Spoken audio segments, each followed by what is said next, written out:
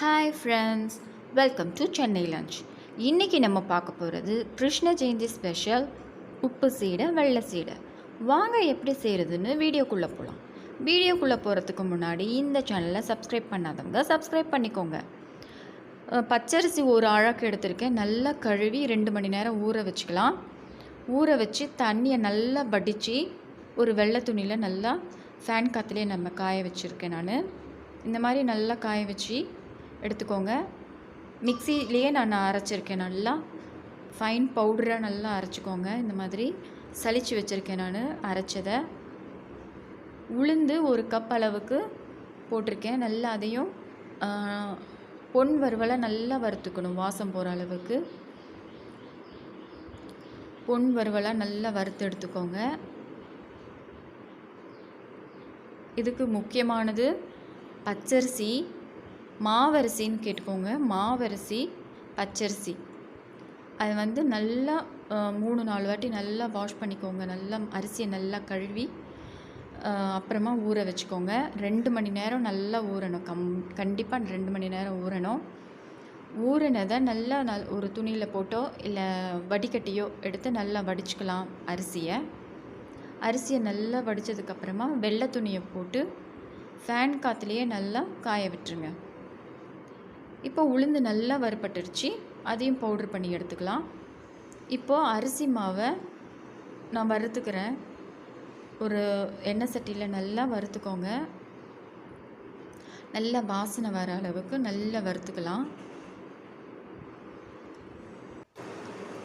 நல்லா வறுத்துக்கலாம் அரிசி மாவு நான் அரைச்சது, மிக்சியில் அரைச்சதை 2-3 வாட்டி நல்லா சலித்து வச்சுருக்கேன் நான். அந்த மாதிரி நீங்களும் சலிச்சுக்கோங்க 2-3 வாட்டி. அப்போ தான் கட்டி இல்லாமல் இருக்கும். இந்த மாதிரி நல்லா வறுத்துக்கோங்க. இன்றைக்கி வெள்ளை சீடை, உப்பு சீடை செய்கிறது எங்கள் அம்மா தான். இன்றைக்கி எங்கள் அம்மா தான் செஞ்சு காமிக்கிறாங்க. நல்லா வந்திருக்கு இந்த உப்பு சீடை, வெள்ளை சீடை. அவங்க நல்லா செய்வாங்க. முறுக்கு, அதிரசம், இந்த மாதிரி பலகாரங்கள்லாம் நல்லா செய்வாங்க. அதனால் எங்கள் அம்மாவை செய்ய சொன்னேன். இந்த மாதிரி நல்லா வறுத்துக்கோங்க.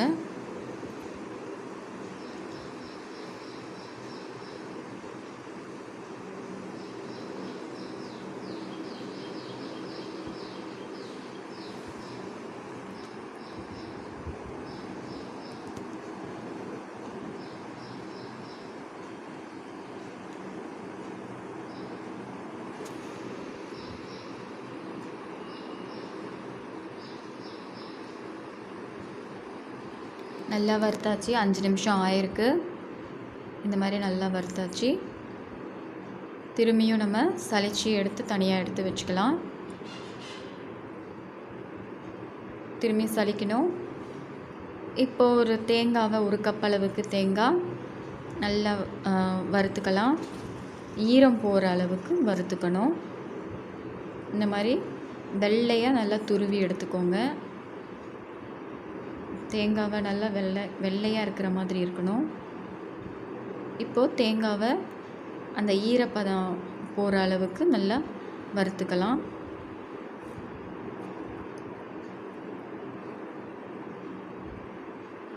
வறுத்து எடுத்துருக்கேன். 1 கப் அரிசி மாவு எடுத்துக்கோங்க. அளவை கரெக்டாக கவனிச்சுக்கோங்க. 1 கப் அரிசி மாவுக்கு 2 டீஸ்பூன் உளுத்தம் மாவு, எள்ளு, கருப்பு எள்ளு இல்லைன்னா வெள்ளை எள்ளு 1 டீஸ்பூன் அளவுக்கு போட்டுக்கலாம். 3 ஏலக்காவை நல்லா தூள் பண்ணி வச்சுருக்கேன், அதையும் போட்டுக்கலாம். தேங்காய் துருவினது நல்லா வறுத்தது, அது 2 டீஸ்பூன் அளவுக்கு போட்டுக்கலாம். இப்போ 1 கப் மாவுக்கு 3/4 கப் வெல்லம் போட்டுக்கலாம்.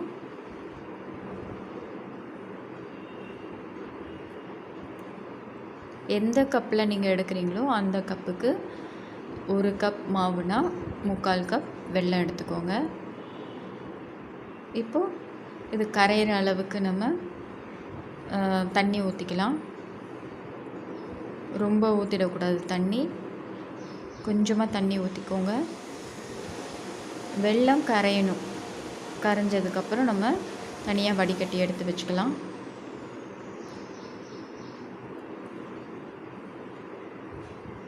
ஒரு 2 டீஸ்பூன் அளவுக்கு நெய் ஊற்றிக்கலாம்.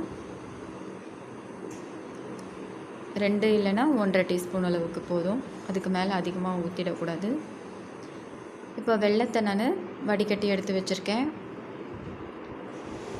ஒரு ஸ்பூனில் நல்லா கலந்து விட்டுடலாம். சூடாக இருக்கும், அதனால் ஸ்பூனில் நல்லா கலந்து விட்டுருங்க. கையிலலாம் கலந்துடாதீங்க, ரொம்ப சூடாக இருக்கும்.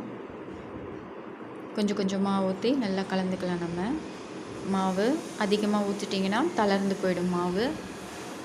அதனால் கொஞ்சம் கொஞ்சமாக எவ்வளோ தேவையோ அந்த அளவுக்கு மட்டும் கொஞ்சம் கொஞ்சமாக ஊற்றி கலந்துக்கலாம்.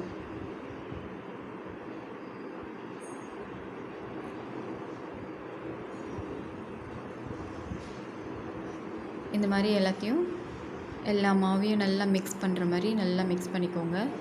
கட்டி இல்லாமல் பண்ணால் தான் வெடிப்பு இல்லாமல் இருக்கும்.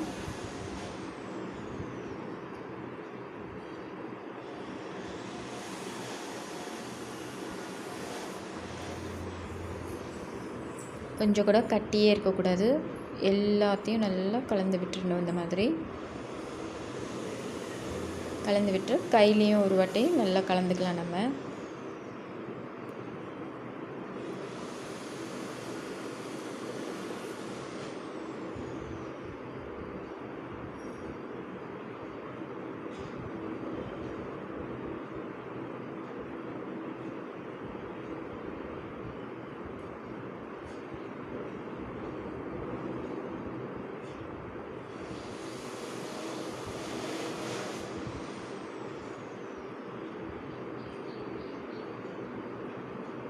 கையில் நல்லா பிசைஞ்சு விட்டுடலாம்.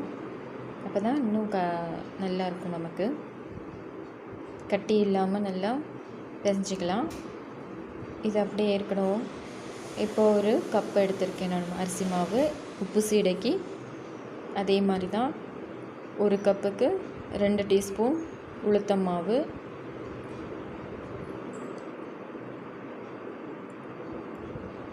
1 டீஸ்பூன் கருப்பு எள் இல்லைன்னா வெள்ளை எள் எது வேணாலும் சேர்த்துக்கலாம். ஒரு 2 டீஸ்பூன் அளவுக்கு தேங்காய் வறுத்தது, பெருங்காயத்தூள் கொஞ்சமாக போட்டுக்கோங்க.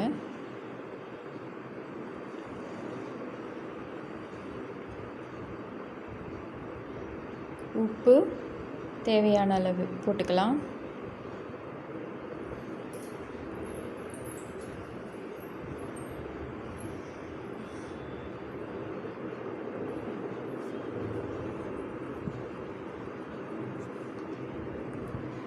உப்பு கொஞ்சமாக போட்டுக்கிட்டு நெய் அதே மாதிரி 2 டீஸ்பூன் போட்டுக்கலாம்.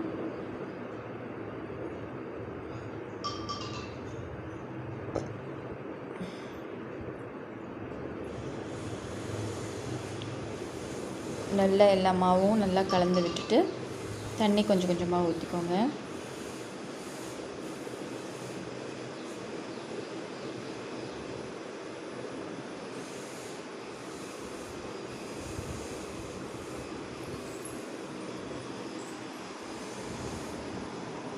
கட்டி இல்லாமல் நல்லா எல்லாத்தையும் கலந்து விட்டுறணும். கட்டி இருந்தால் தான் நமக்கு வெடிக்க வரும். நல்லா கையாலே நல்லா கலந்து விட்டுருங்க.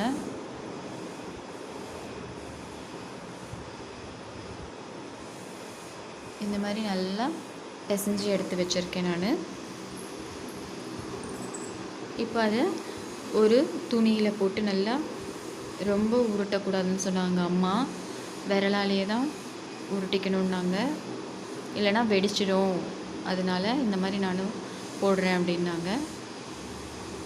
இந்த மாதிரி போட்டது ரொம்ப நல்லா இருக்குது. எங்களுக்கு வெடிக்கலை, எண்ணெயில் போட்டது சூப்பராக கிடச்சிருக்கு. இந்த மாதிரி கொஞ்சம் கொஞ்சமாக போட்டு எடுத்துடலாம். நம்ம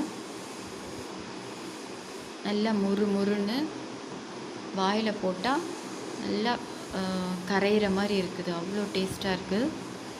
இதே மாதிரி செஞ்சு பாருங்கள் நீங்களும் வீட்டில்.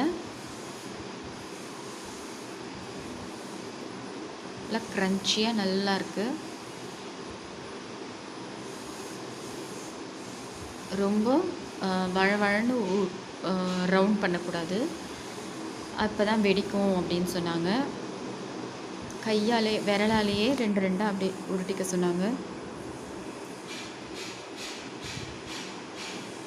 3 விரலாலேயே நான் அப்படியே உருட்டிக்கணுன்னாங்க. இந்த மாதிரி எல்லாத்தையும் வறுத்து எடுத்துக்கலாம். சிம்மிலேயே போட்டு நல்லா வறுத்து எடுத்துக்கலாம்.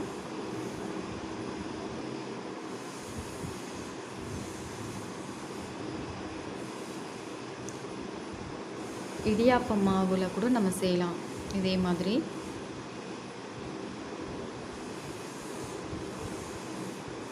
நல்லா மொறுமொறுன்னு நல்லா வந்திருக்கு. கடையில் விற்கிற மாவில் கூட இதே மாதிரி தான் செய்யணும். கடையில் விற்கிற மாவை வாங்கி நல்லா வறுத்து எதுவாக இருந்தால் வறுத்துட்டு சலிச்சுக்கோங்க. அதுக்கப்புறம் இதே மாதிரி மெத்தடில் செய்யுங்க. நல்லா சூப்பராக டேஸ்ட்டாக வரும். கொஞ்சம் கொஞ்சமாக போட்டு நம்ம வறுத்து எடுத்துடலாம்.